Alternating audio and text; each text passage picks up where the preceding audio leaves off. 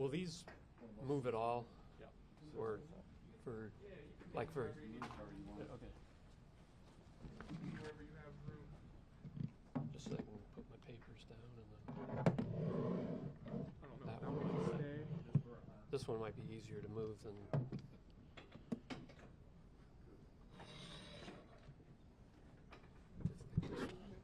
Maybe here. Will it stay? Can you hook it in that way? Yeah. Cool. Does that work? Is that good? Yeah, I think that'll work.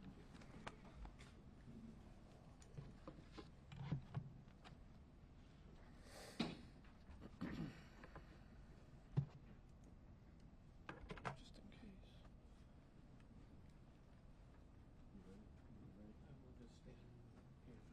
Okay. Just right before we started, just a quick reminder, if you have a phone on you, silence it please so we don't have any hiccups or interruptions. And then with that, we'll get started here. I am Sergeant Steve Headley, the Public Information Officer with the Mishawaka Police Department. We're here today to discuss the incident that happened at the Karl King Tower early Tuesday morning involving the South Bend Police Department. With me here today is Sheriff Bill Redmond of St. Joseph County, St. Joseph County Prosecutor Ken Cotter, Mishawaka Police Department Chief Alex Arndt, Mishawaka Police Detective Captain John Yoder, St. Joseph County Police Detective Captain Aaron Santa, St. Joseph County Detective Parmalee, and Mishawaka Police Department Chief of Detectives Timothy Wiley. With that, I will hand it over to Chief Arndt, and he will begin the process.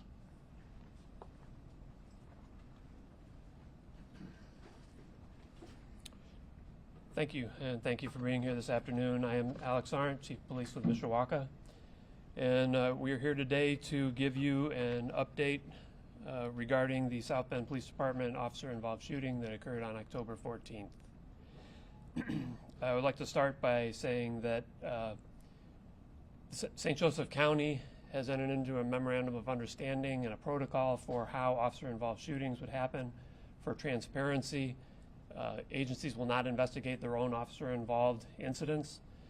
And in this case, St. Joseph County and Mishawaka Police Department investigated this, and South Bend Police Department was not part of the investigation.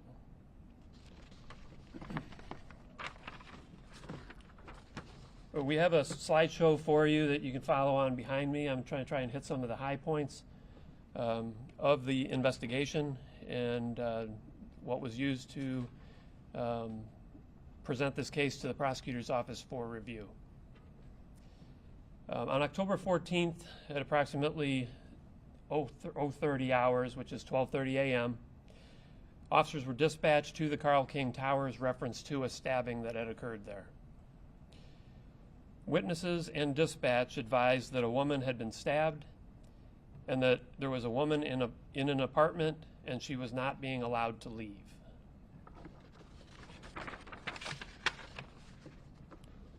Officers were able to speak with a couple of witnesses, and the first witness told officers that there was a female that had contacted her saying that she needed help. She had knocked on this woman's door asking for help regarding an injury to her bleeding hand, that she had been stabbed. She also had advised that there was a male that was holding another female hostage in an apartment with 2 knives. This witness said that she knew the second victim that was supposedly being held hostage in the apartment, and that she heard a male that was screaming from inside the apartment. The first victim that had contacted this witness left the scene prior to officer arrival. A second witness was contacted, and the statement coincided with that of the first witness.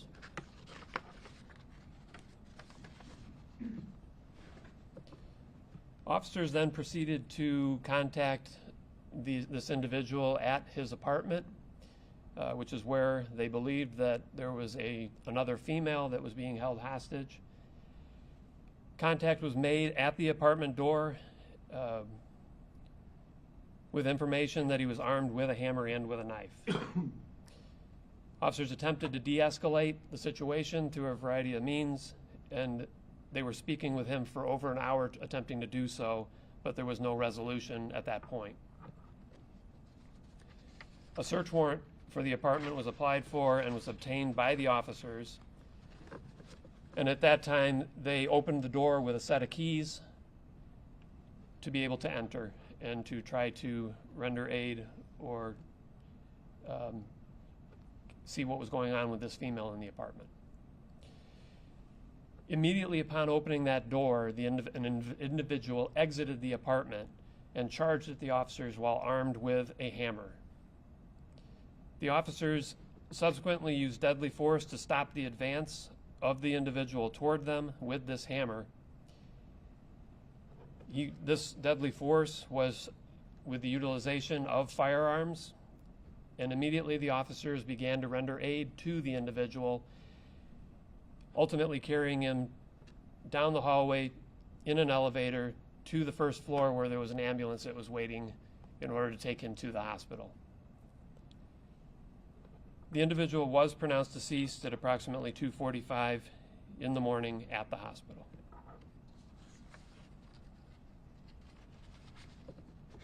In the investigation, the officers were able to speak with the victim from that apartment. She had advised that she and the individual were in a relationship. At some point during the night that he had used drugs a few hours before, and that he had been becoming violent. She tried to calm him down, but he had a hammer and a knife, and she was unable to do so. At one point, she advised that he had put the knife to her throat, as well as had damaged a glass coffee pot in the apartment with that hammer. Fearing for her life, she ran to the bathroom of the apartment and locked herself in. She advised that while she was in the bathroom that the individual had attempted to get into the bathroom by kicking in the door and by various means. Officers doing the crime scene investigation found that there was damage to the outside of the door, as though somebody had been trying to get into that bathroom.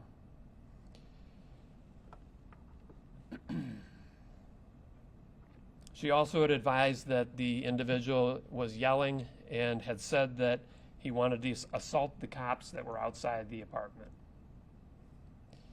She ultimately stayed in that bathroom until the cops were able to get into the apartment and come to her aid. At this point, we have body cam footage of the incident that we're going to show to you. I do want to say that because of the nature of the event, we will be showing you the victim coming out, or the individual coming out of the apartment, and that video is stopped as the gunfire begins.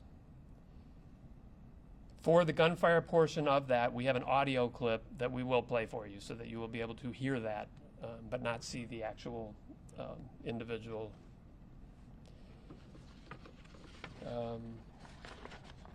After we get done with showing the video, do have a couple of still photos that is going to show the individual as well as the weapon that he displayed as he charged at the officers. And then we'll identify the subject as well as the officers that were involved in the event. If you want to go ahead and play the first video.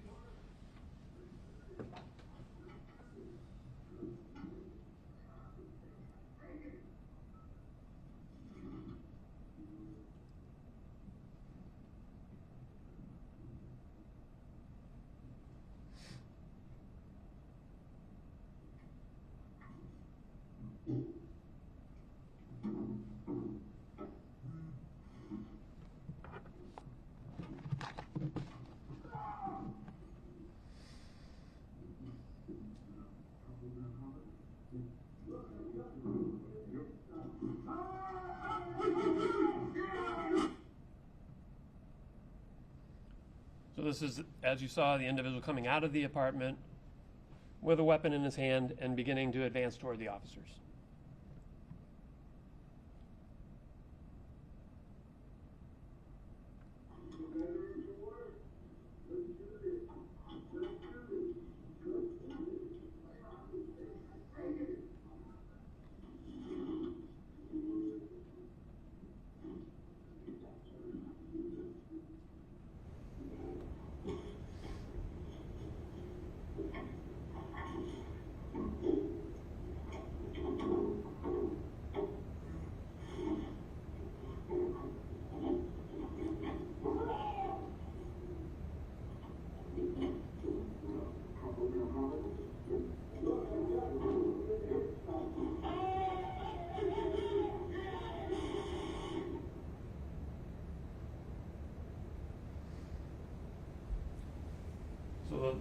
the audio there at the end was the sound of the gunfire.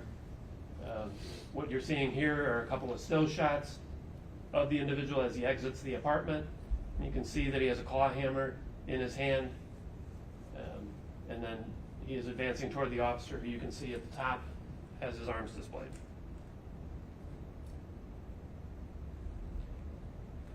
The individual is being identified as Christopher Chester, 55 years old.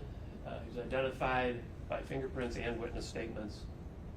An autopsy was completed, and the cause of death was multiple gunshot wounds.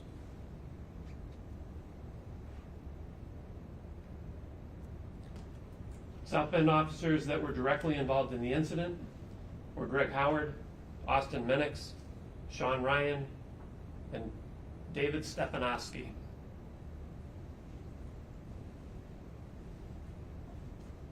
Before I turn it over to Prosecutor Cotter, I do want to mention or thank the investigators that worked this case, and all officers that were involved for their professionalism and determination to transparently determine the facts of the case and this incident. A lot of officers put a lot of time into this to again, determine those facts and to handle it with professionalism. I believe that's all that I have at this time. I'm going to turn this over to Prosecutor Cotter and allow him to comment. It was that after the facts of the case were developed and the investigation was concluded, those facts were passed off to the prosecutor's office for review and determination. Thank you, Chief. I'm Ken Cotter. I'm the prosecutor of St. Joseph County. As the chief had advised you, these are many of the facts that were conveyed to us. So the question isn't, was it a homicide? It is a homicide. Whenever a homicide is defined as death at the hands of another person. But that doesn't make it a crime. There is a determination of whether it's a criminal homicide or a justified homicide. And the factors that I have to weigh, and that all prosecutors have to weigh, is whether or not it was justified. Did they have a right to protect themselves or others using deadly force? Indiana law is pretty clear on that. It requires two things. One, was it an honest belief that they were in fear of imminent, serious bodily danger or death? And two, would a reasonable person in their shoes have felt the same way? So it has to be both. You can't not be afraid and do it, but maybe somebody else would. That's not justified. You also can't say, oh gee, they were looking at me and I'm afraid that they're going to kill me, so I'm going to shoot and kill you. That a reasonable person would not have felt that way. In this case, what facts do we have to make that determination? Well, first, we have the dispatch to those officers, letting them know that a woman has been stabbed. When they arrived, they spoke to two witnesses saying that a woman bleeding from a hand had said that a man in this apartment had stabbed her, and that there was another woman in there and she was fearful for her and was not able to leave that apartment. Those officers spent about an hour trying to negotiate with the man, Mr. Chester. They actually were able to verify that he had a knife and a hammer in his hands.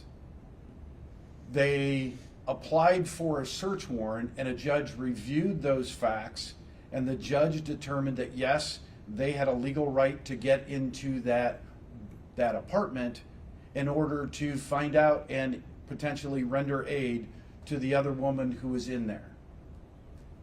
The man who was inside, Mr. Chester, was yelling at the officers. He was trying to sometimes negotiate. At one point, he actually said, if I don't get food, bad things are going to happen. Get me McDonald's. The officers actually got McDonald's and went outside his window and showed him a bag of McDonald's. I know you didn't put that in the slide, but the officers took a variety of steps to try to de-escalate this, and that didn't work. And so 2 minutes after they obtained that search warrant, they got the keys and they opened the door, and you were able to see what Mr. Chester did. So the question is, would a reasonable person in those officers' shoes have been in fear of imminent serious bodily injury or death? And I think the answer is clearly it was. Two of those 4 officers discharged firearms. One officer with a rifle, he fired 4 times. One officer with a handgun, he fired 4 times. Another officer fired pepper balls. The pepper balls obviously didn't stop him. I think you can even see the cloud at the end. Instead, he continued to come towards that officer with that hammer. Based on all of those facts that those officers had, it is clear that their actions were justified. And it's unfortunate that those officers had to do that. Frankly, watching their interviews and how broke up they were that they had to do that was heart-wrenching from my standpoint. What I was most impressed was not how well they did what they tried to do, which I thought they did very well, but the actions afterwards. Immediately after he went down, I know it's not on the video because we didn't want to show the shooting itself, but immediately afterwards, they kicked the hammer away, and immediately they are rendering aid to Mr. Chester. There's pepper spray in the hallway. They pick him up and carry him downstairs where an ambulance had been staged to try to save him. They're talking to each other. How can we help this guy? To go from this guy is trying to seriously injure me or kill me to I'm going to try to save you was very impressive. We have good law enforcement officers in our community. There are some that we have to work with, but I got to tell you, for the vast majority, the officers who were involved here, I thought did a very good job.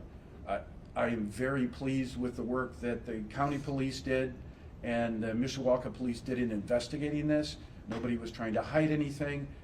When any of the videos, the body cameras, any of the information was requested from the South Bend Police Department, they did an outstanding job of getting it when we needed it, didn't try to hide anything, didn't try to explain anything, and let our professionals do their job.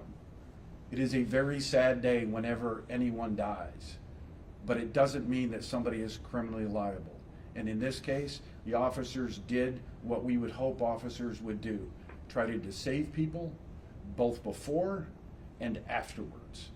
And keep in mind that I'd forgotten this fact that the Karl King apartments have a number of elderly, and the 2 individuals that the officers spoke with were older women. And they voiced their fear. One woman at one point was talking about, I need to get out of here right away, because she was afraid what that person would have done when she saw the one woman bleeding and then heard the yelling from that apartment. I know, Sheriff, that you didn't want to say anything. Do you guys have any questions? And it may need Chief Arndt up here as well, but do you all have any questions? Yes, sir. What about non-lethal? I know you said the pepper balls. What about like a taser or something? Yeah, Kind of non-lethal thing? Good question. A 4th officer, actually, we put 4 officers up there. 4th officer had his taser, it malfunctioned. He was not able to activate it. He did try, but it didn't work. Is that the type of a situation that a taser would be appropriate for? From Ken Cotter's standpoint, Or this is police? not prosecutors, well, but because it's a reasonable person in those shoes, somebody's coming at me a hammer, I'm not sure, I'm gonna hope that a taser works.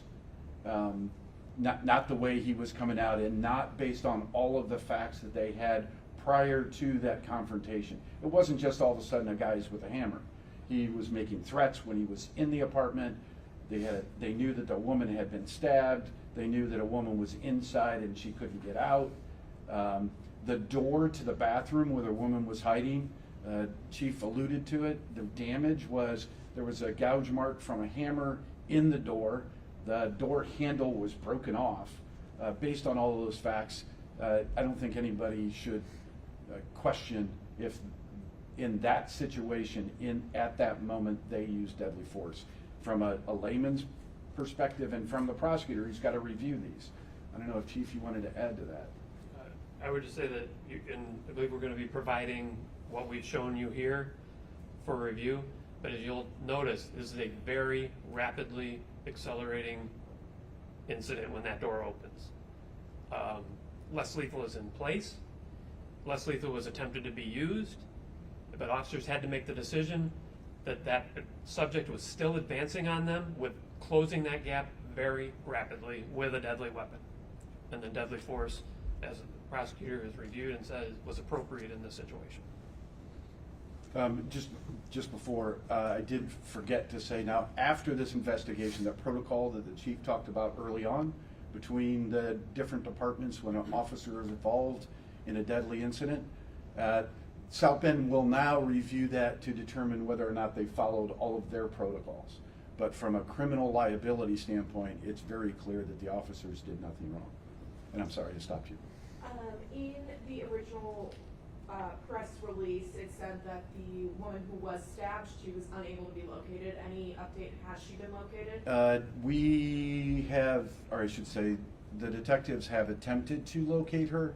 In speaking with her mother advises that she has, probably because she was shook up, she's fled the state and she wants nothing to do with this. Okay, but she's been identified? Yes, Okay. yes. And that's victim one, the one who knocked on the door? Correct, who was cut on the hand? Yes. Thank you. Yeah, victim two, who was in the apartment, Yeah. she was talked to. Okay. She let us know about his activities both during and before the shooting. Victim two's a girlfriend? Victim, In a relationship. they were in a relationship, right? Yes. Okay. Mr. Chester is not from this area. Our detectives have spoken to his mother. She hasn't talked to him in 16 years. He's floated from place to place, but at least according to the victim two, for the last 3 months, they had been in a relationship. Did he have any prior history of violence? Can't talk about a person's prior criminal history, sorry. Ethically, I can't do that. Yeah, But it's her apartment. that's correct. Yeah, it's not his. He actually is not supposed to be staying there, but he was.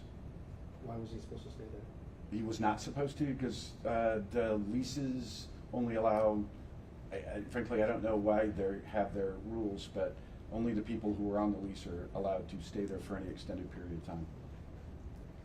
After the autopsy, were there any tests performed to confirm the presence of narcotics in Mr. Chester's system?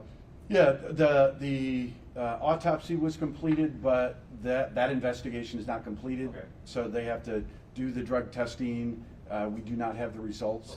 Okay. All 8 shots did strike Mr. Chester. He was struck two times on one arm, 1 time on another arm, and then 5 times in the general body area. Okay. And for the 4 officers involved in the shooting, is there any word on when they will return to active duty? That'd be something you'd want to talk to the South Bend Police Department. The thing I like, one of the things I like the most about this protocol is it allows the investigators to determine whether or not any criminal actions occurred by the officers, to just focus on that, and then let the originating department make determinations on what else they do. I know that they require that they go to counseling and things like that, but I don't know how many days that would be. So I which know- is, I know toxicology's still out, right? Correct. Did it seem like he was intoxicated? Listening to the hour of attempted negotiations, he was not in the mind that you and I would be in. I'll just put it that way. Was Maybe he- there's mental illness and then there's drug use.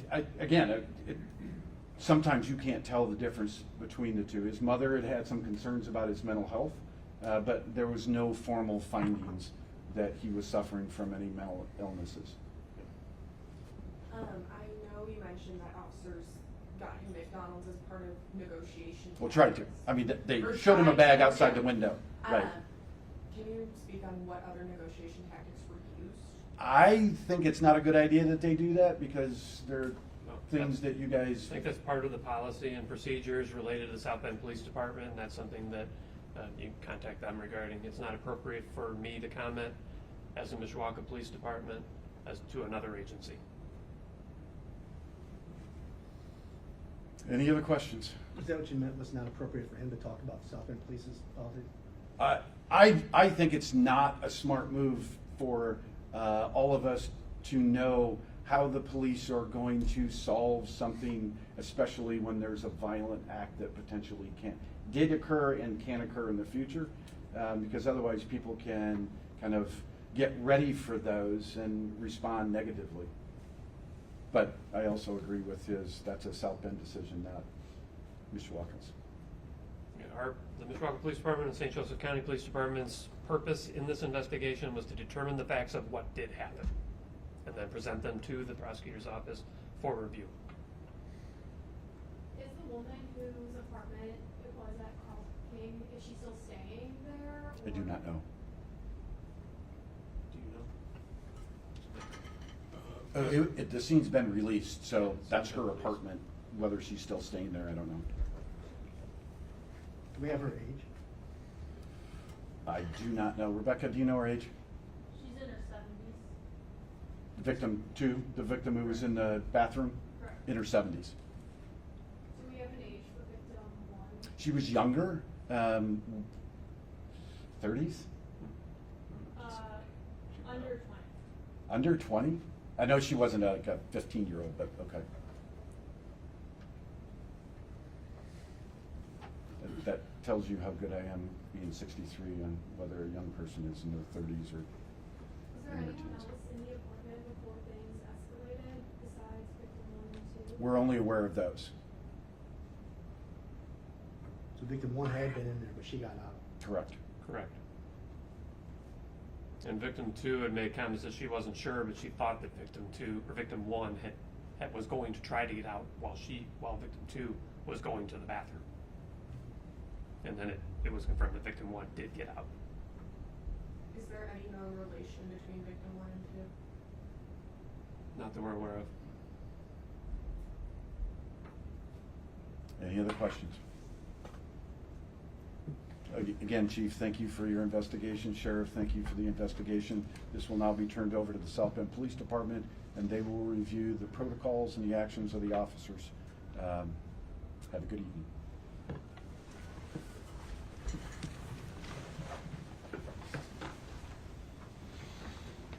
And then Yeah, once I get the email. and then Yeah. once we have all the emails of who wants the information that was presented,